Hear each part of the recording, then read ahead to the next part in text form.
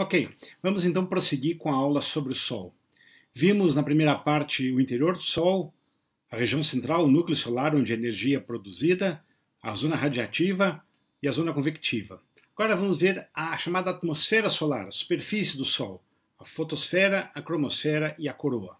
Bom, continuando o esqueminha, acima da zona convectiva, da zona de convecção, vem a fotosfera. A fotosfera é o que a gente efetivamente vê quando olha para o Sol. Quando olha para o Sol com equipamento de proteção, não vamos esquecer isso nunca, gente. A fotosfera, ela em si é muito pouco espessa, ela tem apenas 500 km de espessura. É muito pouco espessa comparando com a estrutura total de 700 mil km do raio do Sol. A sua temperatura é a temperatura efetiva que a gente determina, em torno de 5.800 kelvins, e a densidade é muito baixa, da ordem de 10 a menos 4 kg por metro cúbico. A densidade é muito baixa, então não tem mais convecção. A convecção deixa de ser a principal fonte de energia. A energia na fotosfera é transformada novamente por radiação, os fótons é que viajam.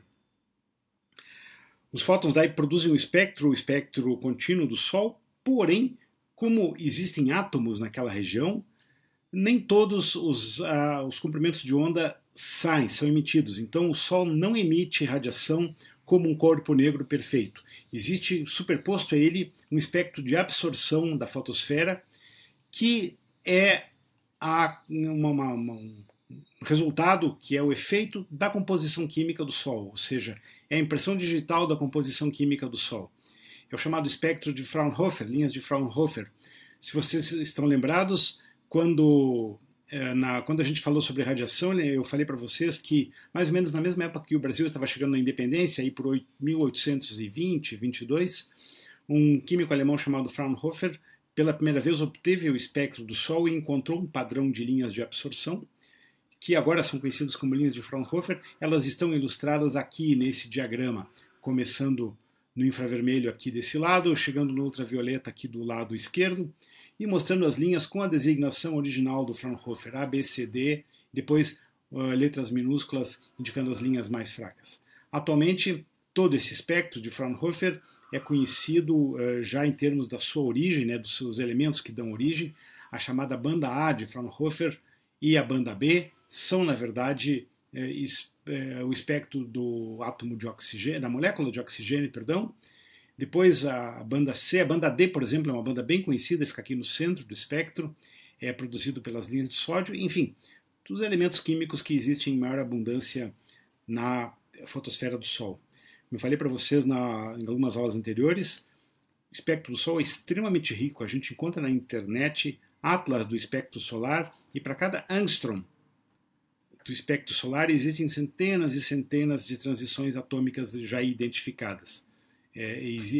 Antigamente isso eram livros muito grandes que encontravam-se nas bibliotecas dos centros universitários. Atualmente isso está tudo disponível via internet de forma eletrônica. E como eu falei para vocês lá no começo, a fotosfera tem essa característica. Na direção do centro, ela aparece nas fotografias mais brilhantes e mais claras, enquanto que nas regiões mais externas o contorno é mais escuro. Por que isso? Porque quando a gente olha a região central, a gente está olhando mais de frente à superfície do Sol. Portanto, a gente vê camadas mais escuras e mais quentes. Então é um pouquinho mais claro. O bordo solar, a gente vê ele de um ângulo mais rasante e a gente vê, portanto, só a parte mais externa e mais fria. Esse efeito é obtido em todas as imagens do Sol e é conhecido como obscurecimento de borda. Uma sugestão muito importante: se alguém for querer brincar de fotógrafo solar, não deixe de usar filtros específicos para fotografar o Sol. Não dá para fazer adaptação, não dá para fazer gambiarra, para fazer imagem nem para observar o Sol. Se fazer gambiarra, você vai certamente danificar de forma irreversível o sensor da sua câmera e, o que é muito pior, corre o risco de danificar também de forma irreversível o seu sensor de radiação, a retina. Então, muito cuidado ao brincar de fazer imagens com o Sol ou de observar o Sol. Isso só pode ser feito usando equipamentos apropriados. Outra característica importante da fotosfera são as manchas solares. Regiões escuras, manchas efetivamente, a escala de tamanho delas tipicamente é o tamanho da Terra, aqui aparecem ampliadas, elas têm uma região bem escura central, circunscrita por uma região um pouquinho mais clara. E o que são as manchas solares? Elas são mais frias, por isso parecem mais escuras. Na verdade, são regiões em que as linhas de força do campo magnético do Sol travam, seguram as colunas de convecção. Por isso elas são mais escuras. Naquela região ali, localmente, para de ocorrer convecção e, parando de ocorrer convecção, a temperatura baixa. A temperatura baixa tipicamente 1000 graus em relação à temperatura média da fotosfera. Por serem mais escuras, por serem mais frias, elas parecem mais escuras. O tempo de vida das manchas é limitado, tipicamente dura dezenas de dias, nos limites de 1 a 100 dias, portanto é possível monitorar uma mancha, dar mais de uma volta em torno do Sol, a região central do Sol dá uma volta completa, tem um período de cerca de 25 dias, aqui mais na região polar, 30 e poucos, portanto é possível que uma mesma mancha dê algumas voltas sobre o Sol. E a partir da posição das manchas, como as manchas se deslocam em diferentes latitudes, é possível medir, é possível estabelecer o período de rotação do Sol. As causas das manchas são as linhas de força do campo magnético do Sol. O campo magnético do Sol é muito mais complexo que o da Terra. O Sol não é um dipolo simples como a Terra. E o que acontece com as manchas? Bom, as manchas sempre aparecem aos pares com polaridades invertidas, de maneira que as linhas de força sempre têm essa cara aqui, né? Elas emergem do polo sul da mancha e emergem no polo norte. E o que acontece? Ora, como a rotação do Sol é diferencial, as linhas de força, você pode entender como se as linhas de força se enroscassem. E esse processo faz com que elas se concentrem em alguns pontos da superfície. Naqueles pontos em que ela se concentra, o campo magnético da mancha vai travar as colunas de convecção. O material do interior do Sol é todo plasma, é todo material eletricamente carregado. As linhas de força vão travar as colunas de convecção. Isso vai fazer com que naquele lugarzinho ali, naquela regiãozinha, a temperatura baixe e a mancha apareça mais escura. É o que está dito aqui, ou seja, os campos magnéticos intensam, bloqueiam, travam o fluxo convectivo de gás. E elas ocorrem sempre aos pares com polaridades invertidas, como está mostrado na figura aqui. Vale a pena lembrar, as manchas, então, como eu falei para vocês, a origem das manchas são as distorções das linhas de força do campo magnético pela rotação diferencial do Sol. Eventualmente, essas linhas de força emergem acima da fotosfera e voltam dali formando um anel, formando um loop, e aí o campo magnético vai travar a convecção e a mancha vai se formar. É muito comum ver, existem várias fotos, vocês podem até procurar na internet, os laços das linhas de força do campo magnético delineados por arcos de gás ionizado, né, arcos de plasma. Essas são as chamadas proeminências que aparecem nas fotos do Sol. Outro fator importante que aparece correlacionado com as linhas de força é o chamado ciclo solar de 11 anos. A cada 11 anos existe um máximo da atividade solar. A atividade chega num máximo, vai diminuindo e chega em outro máximo 11 anos depois. O que caracteriza um máximo é uma quantidade maior de manchas por unidade de área do Sol. Isso está representado aqui, esse ciclo é observado desde a época do Galileu, faz mais de 400 anos, e várias informações importantes aparecem do ciclo das manchas solares. Vejam aqui, esse primeiro máximo aqui, lá no começo do século XVII, foi observado pelo próprio Galileu. Ele observou que as manchas chegavam ao máximo, depois diminuíam, anos depois aumentava o número de manchas de novo. Isso foi observado, isso vem sendo observado desde lá, com esse detalhe importantíssimo aqui. Mais ou menos de 1650 até 1720, 1730, as manchas solares sumiram. Ou ficou num nível muito baixo, a contagem de manchas. Esse mínimo é conhecido como mínimo de Maunder, e ele coincidiu com uma baixa significativa da temperatura média em toda a Terra. Conta-se, por exemplo, que durante essa região aqui, a segunda metade do século XVII, em Londres, na Inglaterra, era possível atravessar de cavalo sobre o rio Tâmisa. O rio era tão congelado no inverno que dava para atravessar ele de cavalo.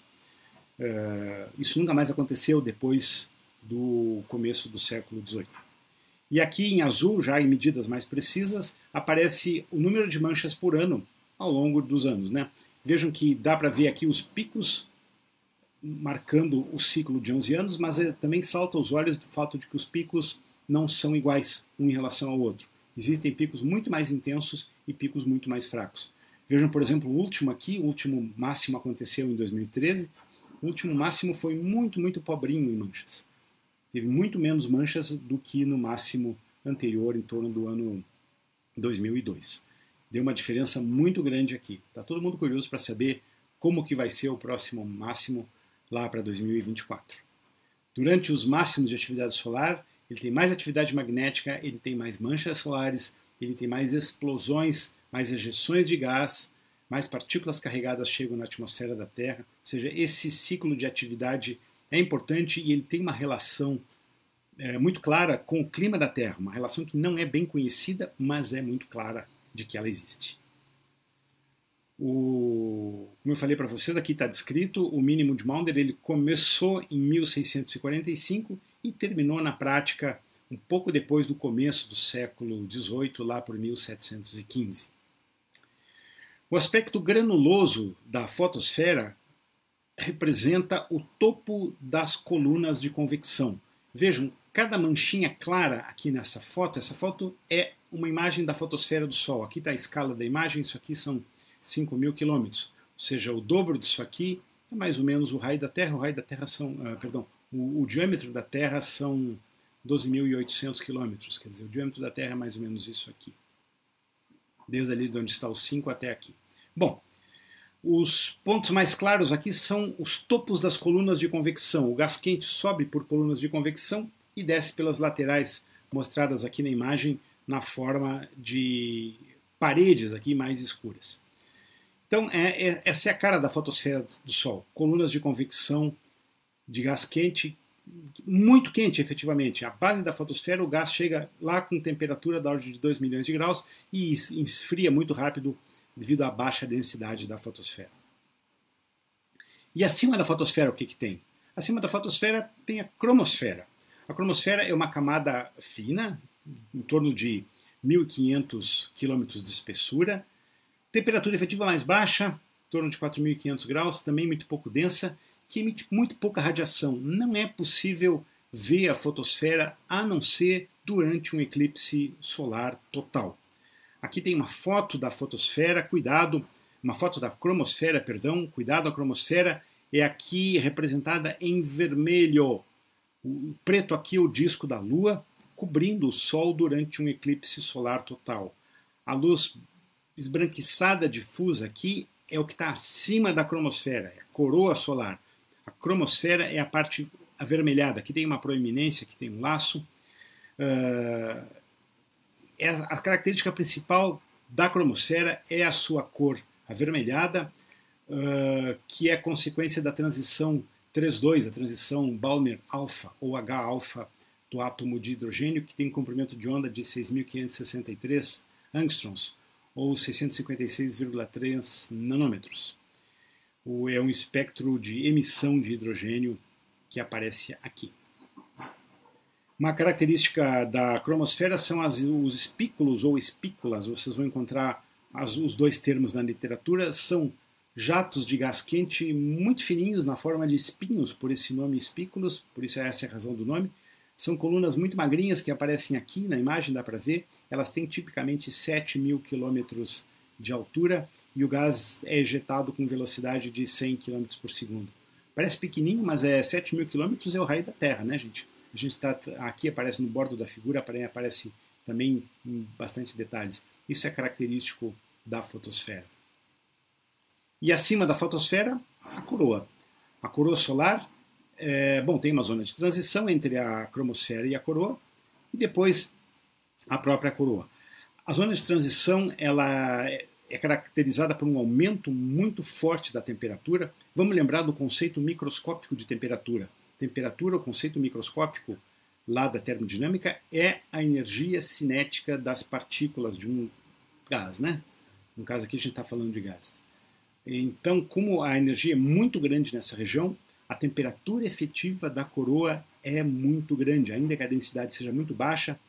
A gente está falando de densidade da ordem de 10 a menos 12 kg por metro cúbico, ou 10 a menos 15 gramas por centímetro cúbico, é muito pouca densidade, mas a temperatura efetiva é muito alta, é da ordem dos milhões de graus. A zona de transição termina a cerca de 10 mil quilômetros acima da cromosfera, e aí sim vem a coroa solar. O tamanho da coroa solar varia muito. Durante os períodos de baixa atividade do Sol, como a gente está agora em 2020, o raio da coroa é bem menor que o raio do Sol, umas poucas dezenas de milhares de quilômetros. Porém, nos picos de atividade solar, a coroa pode ter centenas de milhares de quilômetros de espessura. Ela pode se estender muito e depois o material da coroa está sendo ejetado para fora e esse material vai se transformar posteriormente no vento solar que permeia todo o sistema solar. Essa é uma foto também obtida durante um eclipse solar total e dá para ver aqui a coroa bem mais extensa, né? Então, a gente sabe que o raio do Sol, do centro do Sol até a borda, são 700 mil quilômetros. Daqui dá para estimar que a coroa tem na ordem de uns 300 mil quilômetros nessa imagem aqui. A coroa pode se estender muito, mas a luminosidade dela é muito baixa. Portanto, ela só pode ser observada durante os eclipses solares totais. A temperatura efetiva da coroa está indicado aqui. Ela sobe muito. Aqui está a cromosfera. A temperatura no final da fotosfera são os próximos de 6.000 Kelvin, 5.800 Kelvin que a gente já viu. Ela cai um pouco na coroa, chega a 4.500, sobe muito rápido na zona de transição, até passar de 1 milhão de graus, porque o material está sendo ejetado de dentro para fora com velocidade alta, né, com bastante energia cinética, e como a densidade do meio é muito baixa, esse material adquire uma energia cinética muito grande. As partículas, os íons que formam a coroa, adquirem energia muito grande, portanto a temperatura efetiva da coroa é muito elevada, chegando a 3 milhões de graus. Vejam aqui nesse diagrama está indicada a distância acima da fotosfera em quilômetros. Aqui cerca de 10 mil quilômetros acima da fotosfera termina a zona de transição e começa a coroa que vai embora, né? Pode ter um diâmetro, uma espessura muito maior do que é indicada aqui nessa imagem. E como eu falei para vocês, um dos detalhes famosos, aí, característicos da coroa solar são as proeminências, mostradas aqui nessa imagem. Ó. Vejam um enorme laço de gás quente que sobe e desce, né, ejetado. Isso aqui ele é delineado pelas linhas de força do campo magnético. Aqui tem outro aqui embaixo, aqui tem mais um. Para colocar a coisa em escala, vejam o detalhe pequenininho em azul aqui. Aqui está a Terra colocada na mesma escala. Então, tudo isso aqui é muito grande. A gente está falando de centenas de milhares de quilômetros. Esses arcos aqui. Aqui tem uma imagem do Sol inteiro. O tamanho da coroa pode ser aqui muito, muito grande. São estruturas temporárias, transitórias. O gás aqui sobe e desce. E o gás é ejetado, segue as linhas de força do campo magnético e cai novamente na superfície do Sol. As proeminências são muito bonitas de ser vistas em imagens, em filmes. Se vocês procurarem aí imagens e filmes feitos por instituições de pesquisa específicas aí de estudo do Sol, a NASA tem, por exemplo, tem um programa de observação do Sol muito intenso. Tem filmes no YouTube que mostram isso em detalhe. São animações, né? Porque isso aqui é muito lento. Não isso aqui em escala real demora dias, talvez semanas para acontecer. Mas aí existem animações rápidas que mostram isso em poucos segundos. É bem impressionante de ver. Existe ainda um outro tipo de atividade da coroa solar, que é as chamadas fulgurações, ou erupções, ou flares. O termo em inglês também é muito utilizado. São fenômenos mais violentos do que as proeminências. São explosões da superfície do Sol onde o material não sobe e desce. Ele sobe e vai embora, porque é jogado para cima com velocidade muito grande, bem acima da velocidade de escape, e vai embora, se espalha pelo sistema solar. Esses são fenômenos altamente energéticos, são explosões que ocorrem na superfície do Sol. Nesse caso, o campo magnético não consegue segurar as partículas, como acontece nas proeminências. A temperatura efetiva nos flares chega a centenas de milhões de Kelvin. O material é ejetado com uma energia muito grande e vai embora, é ejetado. Esses fenômenos caracterizam as chamadas ejeções coronais de massa. Isso acontece frequentemente, tipicamente uma vez por semana, pelo menos durante a atividade solar. Nesse momento, bolhas de material carregado, de material com grande campo magnético, são jogadas da superfície do Sol para fora, são ejetadas do Sol e se esparramam no meio interplanetário. São fenômenos altamente energéticos e muito intensos. Quando uma bolha dessas chega na Terra, por exemplo, ela interage fortemente com a magnetosfera terrestre. Isso faz com que haja interrupções nas telecomunicações via satélite, isso perturba as telecomunicações via satélite, e mesmo redes de energia podem ser perturbadas, porque a quantidade de energia do ar aumenta muito. Eu vou mostrar uma animaçãozinha aqui, isso está no YouTube. Vou deixar vocês olharem aqui o link do filme no YouTube. Eu vou clicar aqui para vocês verem. Essa é uma animação de uma ejeção coronal famosa que ocorreu em 2012 e que foi extremamente energética. É uma animação da própria NASA. Eu vou tirar o filme para eu conseguir tirar a narração. É da divisão de heliofísica da NASA. Vocês mesmos podem ver esse filme. Aqui a imagem do Sol, essa é uma foto do Sol obscurecida por um coronógrafo. Aqui são sequências de imagem mostrando, olha aqui está o Sol, olha o tamanho da bolha sendo ejetada, da bolha de gás sendo ejetada do Sol. Aqui está uma animação, aqui está a órbita da Terra, a bolha de gás sendo jogada do Sol para fora, isso é assimétrico, É uma região do Sol que emite esse material, e esse material se espalha por todo o sistema solar, vindo a chegar na Terra e se espalhando pelos planetas. Aqui tem uma imagem do Sol e aqui tem uma animação, como eu falava para vocês, do material sendo ejetado com grande velocidade.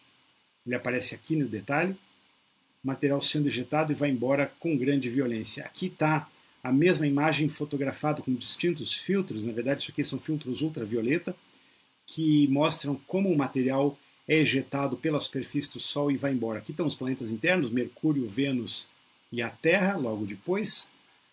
E dois satélites, o satélite estéreo B e satélite estéreo A. Esses satélites estão na mesma distância da Terra ao Sol, um pouco antes, um pouco depois da Terra, e eles filmaram em detalhe essa explosão. Vejam as datas aqui, isso aqui é 22 de julho de 2012.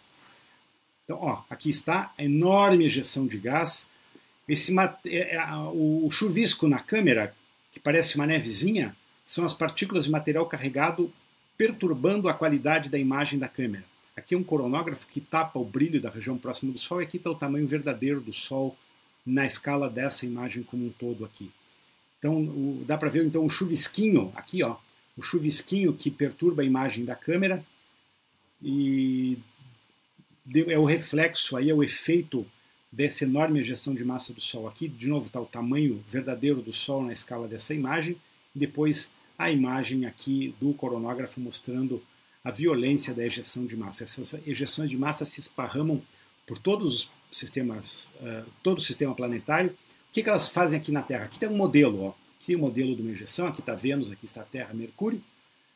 Nesse caso, desse dia, duas ejeções pequenas, seguidas por, atenção, aqui uma ejeção muito, muito grande de matéria que se esparramou por todo o sistema solar. Foi uma das mais intensas aqui, esse é um modelo, uma das mais intensas ocorridas medidas nos últimos anos. E aqui o chuvisco dela maltratando a câmera do satélite. Ok, vou voltar para cá.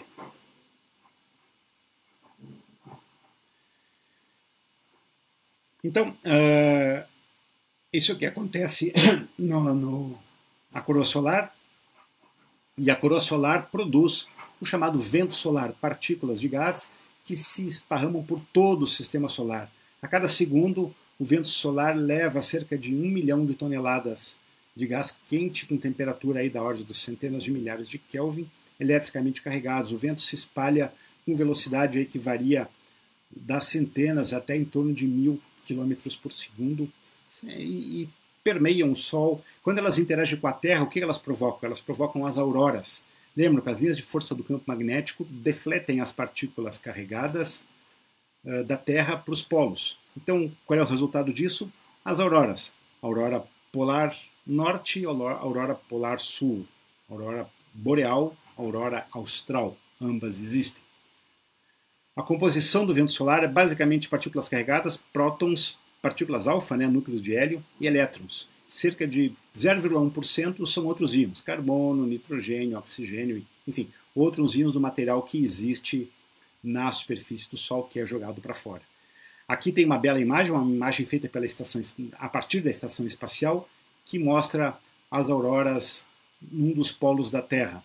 O tom esverdeado é a transição das partículas carregadas que vêm do Sol com os átomos de nitrogênio que dominam a atmosfera da Terra, lá na região dos polos, onde a densidade de partículas é maior.